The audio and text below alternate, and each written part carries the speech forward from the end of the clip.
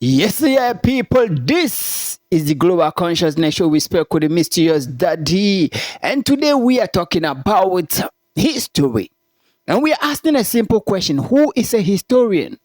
Is it the person that writes down the history, or is it the person that goes to learn what has been written down already?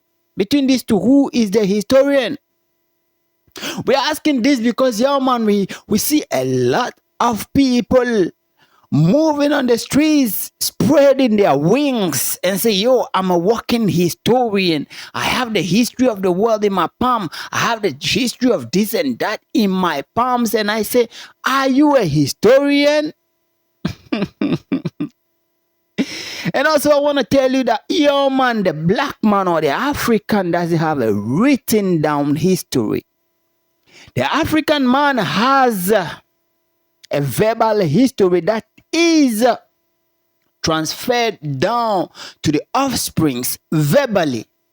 And that is what makes it very authentic and very practical. It's not something that is written down for you to come and read and try to understand or not to understand it, but it is coming direct from whoever understood it well.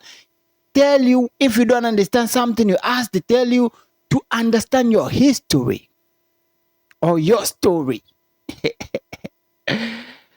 Yeah, but you know, most of the African stories that have been written were inspired and powered by non-Africans. You see, that is why as a Rasta man, as a Rasta youth, I grew up, you know, burning fire upon some great leaders. I should be pouring libation and praying too. Because, we were told they were vampires, they were cannibals and all of that. And I smile. I know you all heard about Shaka Zulu of South Africa, the founder of the Zulu Empire. They say, that guy, he will murder people. He will send his soldiers, amongst other things. So we grew up burning fire upon people like that. You know, Sani Abacha of Nigeria. Nyasingbe Yadema of Togo. Idi Amin of Uganda. Hey, General Idi Amin. They will tell you, oh, that person can eat your flesh. That person was very this and very that. Thomas Sankara of Burkina Faso, amongst other names. We were told. And we hated those people because the history that was written was not written by our own people. And now we can see what is happening in Côte d'Ivoire or Ivory Coast, whichever way we want to call it.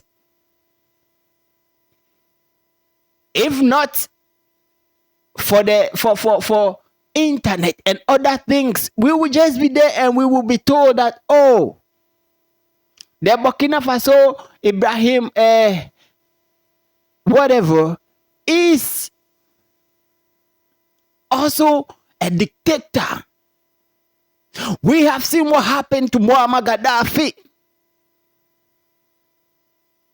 You see, so I see a lot of people go to school and say they are doing history. And I ask you, which kind of history are you reading? Which kind of history are they teaching you? You wake up one day and come and tell me you are a historian. And all you learn is a foreign, inspired, and powered history. And we know nothing about our own people. And that's why I've been saying that, you know what? Educating your children is okay. It's good to educate your children.